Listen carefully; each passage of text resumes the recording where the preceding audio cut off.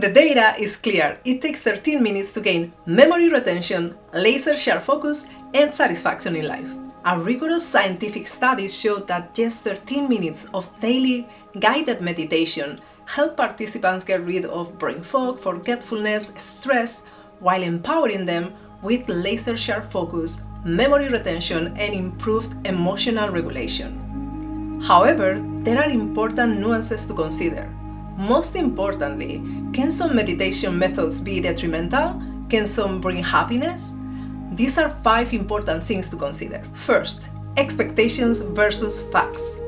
It is scientifically proven that we can prime any activity to get the best results and catalyze important physiological and neurological transformations. In a study, 84 female room attendants across 7 different hotels were told that their work of cleaning up rooms met the national health guidelines. Just telling them that and not changing anything else so their activity remained the same, they perceived themselves as getting more exercise.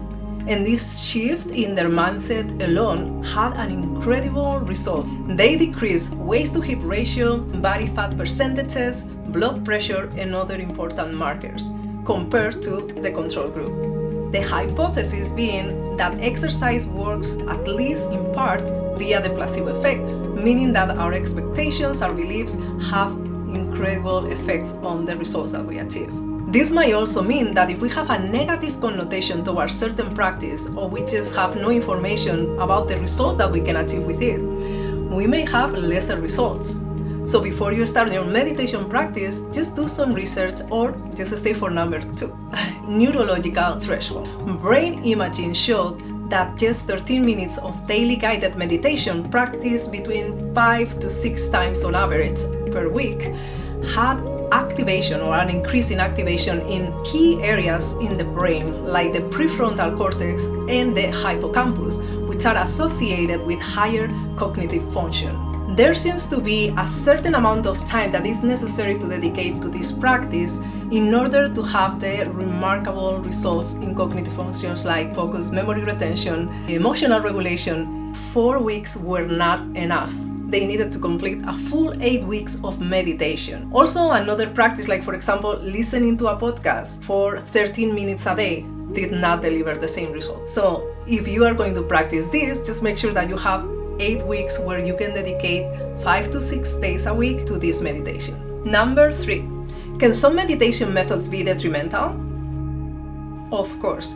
As someone who works across many different modalities in order to elevate the quality of life, I believe it is very important to keep in mind empirical research but also our personal experience. It has been only recently that thanks to esteemed researchers like Dr. Andrew Huberman or Dr. Sam Harris that we are bridging a little bit the world of neuroscience with ancient traditions.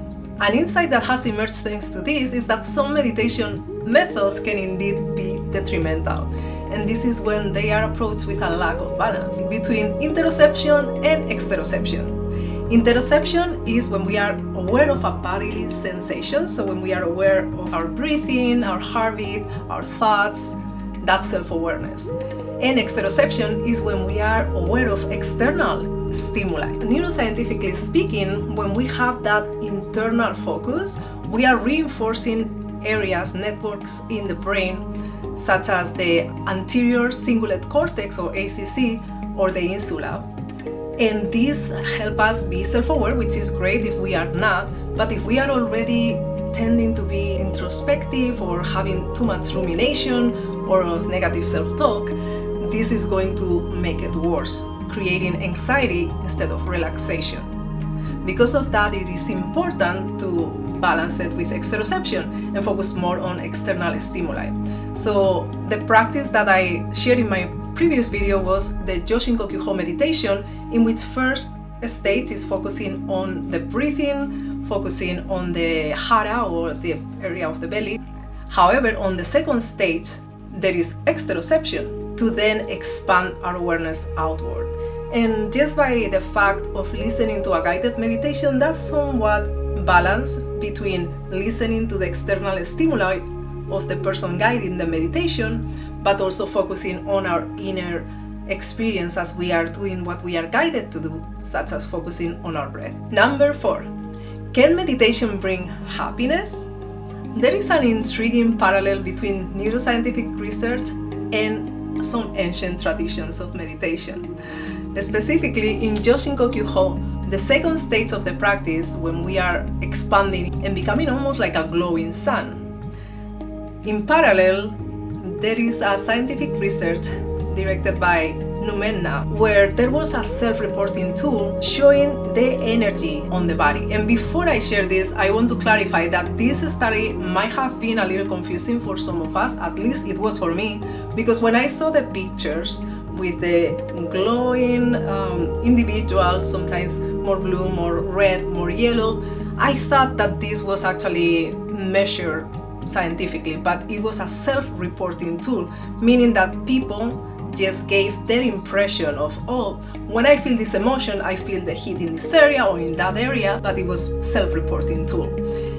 The incredible thing is that across different cultures, they all share the same experience, that happiness was glowing, like shining this light throughout the whole beings, as you can see in the picture. So my question to you is, do you think that we can evoke neurological changes just by that intention of visualizing something? Have this cascade of chemical goodness just by starting our intention, our visualization. Like in this case, that we visualize that glowing experience and maybe we match the chemical signature of happiness.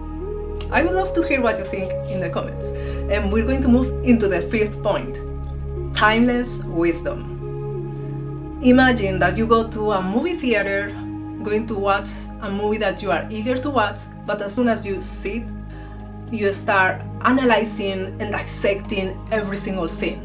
Would you get the gist of the movie? Would you enjoy the movie? Probably not. So that's a little bit what happens with some of these ancient traditions. We know that things like focusing on our breath, letting go of past, present, and future so that we are present in the now, many of these things have inherent value, and when we start analyzing them so much, we don't embody the practice. So my invitation to you is, let's just practice it, experience it. And here is a meditation video, Joshinko-kyuho, the one I was talking about, guiding you step by step in the practice so that you have first-hand experience. Let me know how it goes. Bye.